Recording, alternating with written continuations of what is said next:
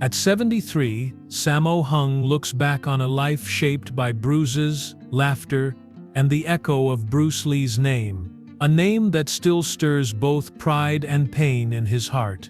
Time has softened his edges but not his memory, and when he speaks of Bruce, his words feel like a confession wrapped in respect. Bruce Lee was more than a star to him. He was an awakening, a man who made the world see martial arts not as violence, but as philosophy in motion. Their story began in the crowded back streets of Hong Kong, where ambition burned brighter than neon and dreams were carved through discipline. Bruce was already a legend in motion, redefining what it meant to be fearless and free.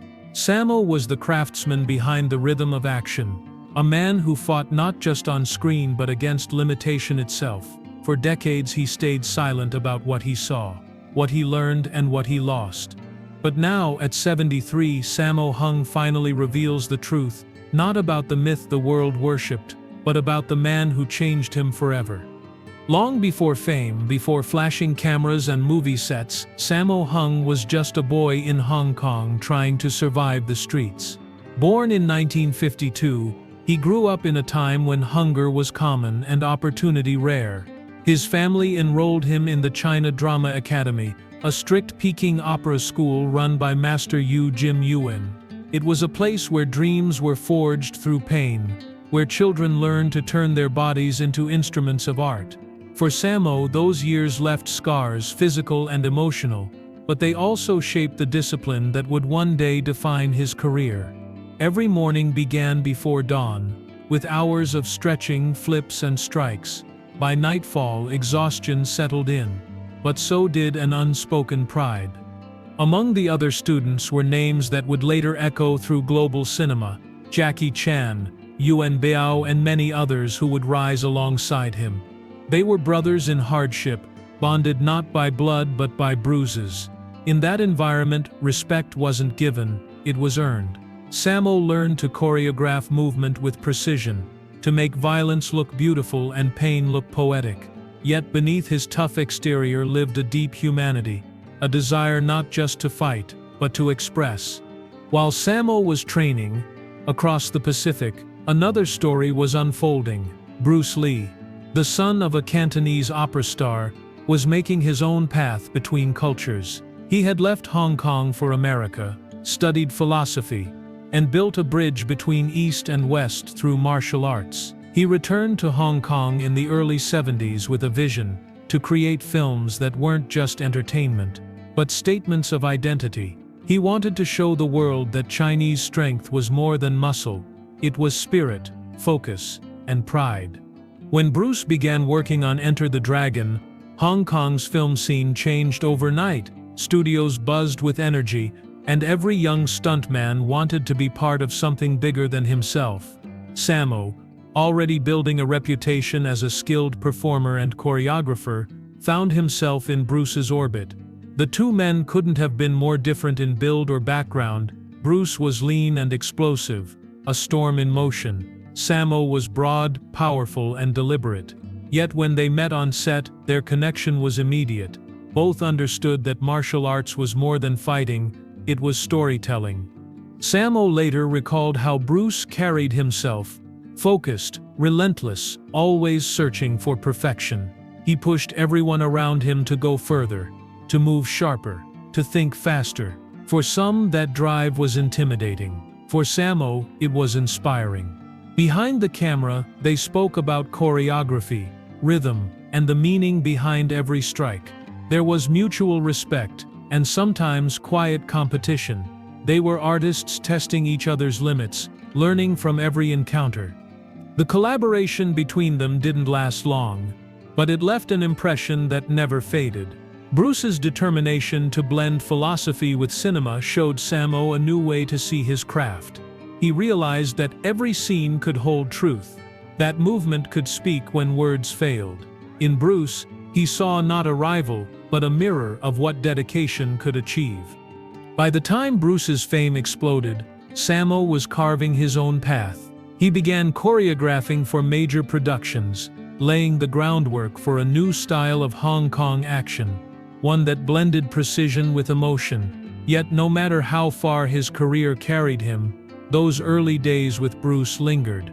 The laughter, the intensity, the lessons that came from watching a man who lived every day as if it were his last. Those memories became both a blessing and a burden. Because when Bruce was gone, so too was a piece of that unspoken brotherhood that had driven an entire generation. Sammo never forgot where it all began. Two men, two visions, and a shared dream to make the world see martial arts not as violence, but as art.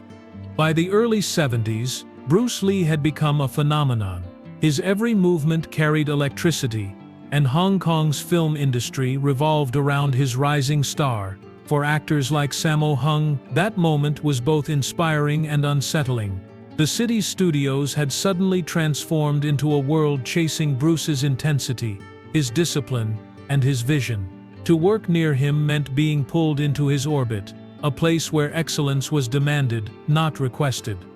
On the set of Enter the Dragon, Sammo was brought in to choreograph and spar with Bruce during the film's opening scene. It lasted only moments on screen, but it remains one of the most iconic sequences in martial arts history. In those few frames, viewers saw the meeting of two masters, Bruce's lightning speed against Sammo's controlled power.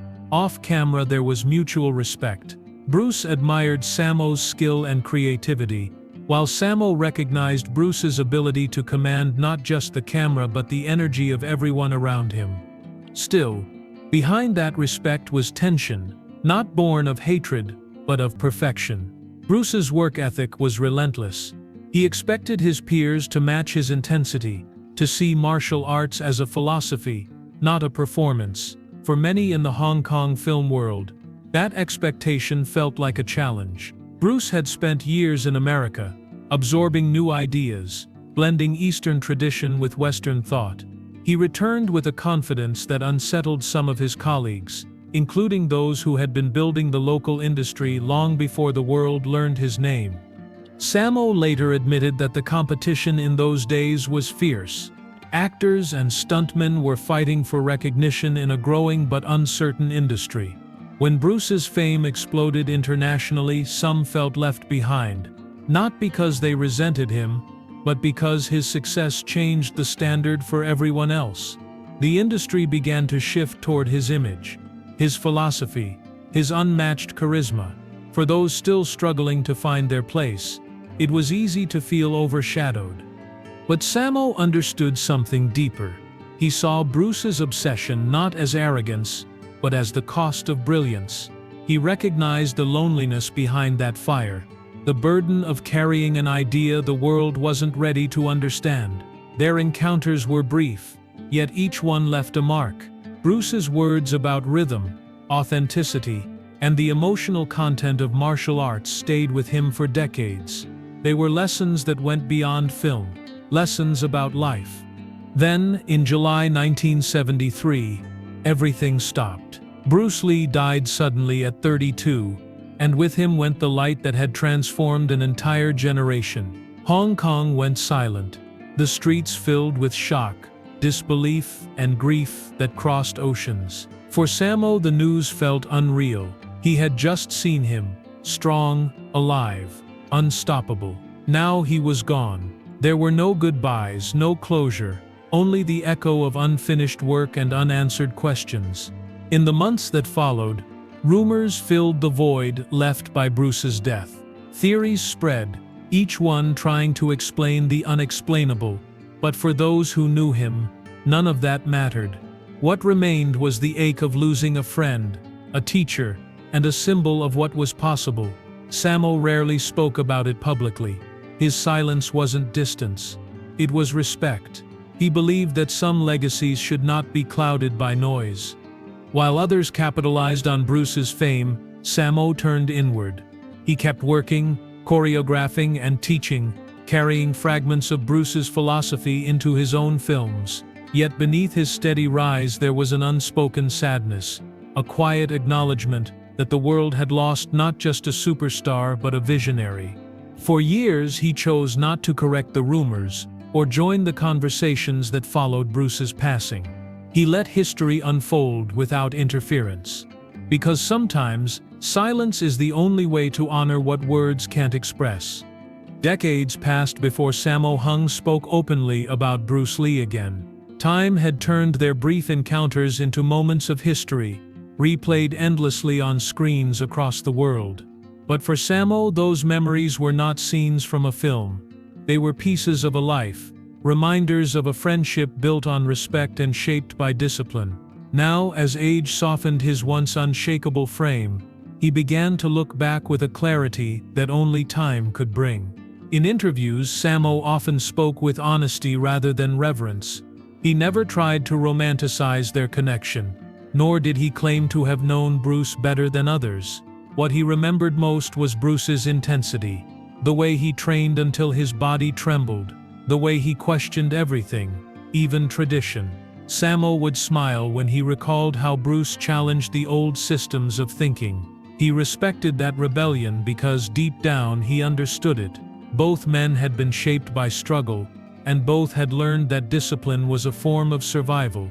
Sammo carried those lessons quietly through the 80s and 90s while he directed, choreographed, and acted in some of Hong Kong's most influential films. Bruce's philosophy echoed in his work. His fight scenes carried purpose, emotion, and precision. He believed, as Bruce had, that martial arts was an expression of self, not ego, but truth. When he spoke of Bruce, he often described him not as a legend, but as a man who refused to stop learning. That human honesty made Sammo's reflections powerful. He wasn't glorifying Bruce Lee. He was remembering him. He admitted that for years it was painful to talk about the past. Bruce's death had left more than a void. It left questions that could never be answered. For Sammo, speaking about him wasn't about uncovering secrets. It was about honoring what had been real between them. He remembered their conversations, the shared laughter between takes, the moments when Bruce's confidence gave way to vulnerability. Beneath the image of the invincible fighter was a man who worried, who pushed himself to the edge because he feared not living up to his own ideals. That truth, Sammo believed, was what made Bruce human. In later years, when younger generations of actors asked about Bruce, Sammo's words carried the weight of lived experience. He would remind them that greatness has a price, and that passion without balance can consume a person. He spoke of Bruce's vision, his desire to merge East and West, to prove that cultural boundaries could be broken through art. Sammo admired that courage, even if it came with isolation. He saw in Bruce's story a reflection of his own life, the sacrifices, the exhaustion, the long fight to preserve authenticity in an industry driven by fame. As he aged, Sammo found peace in reflection. He no longer carried the heaviness of competition or comparison. Instead, he saw Bruce's influence everywhere, in every film that treated martial arts as storytelling, in every young performer who approached the craft with integrity. Bruce had changed the path for all of them, and Sammo knew his own success had grown from the seeds Bruce planted. When Sammo finally spoke about their relationship, his words carried no bitterness, only gratitude. In one interview, he expressed how Bruce had opened a door to possibility, how his vision made others believe they could become something greater. Those few sentences held decades of silence and understanding, revealing the quiet bond between two men who had each carried the same dream: to turn martial arts into something beyond movement, to make it a language of meaning. And as Sammo looked back on his journey, he understood that Bruce Lee's legacy was not just on film reels or in books. It lived in the hearts of those he inspired. It lived in the discipline that Sammo passed to the next generation. And in that realization, the silence that once felt heavy finally turned into peace. By the time Sammo Hung reached his 70s, the world around him had changed. The film sets were quieter, the pace slower, and the faces around him younger. Yet whenever Bruce Lee's name was mentioned, something in his expression softened. The decades had given him perspective, and with it came an understanding that time does not erase certain memories, it only reshapes them.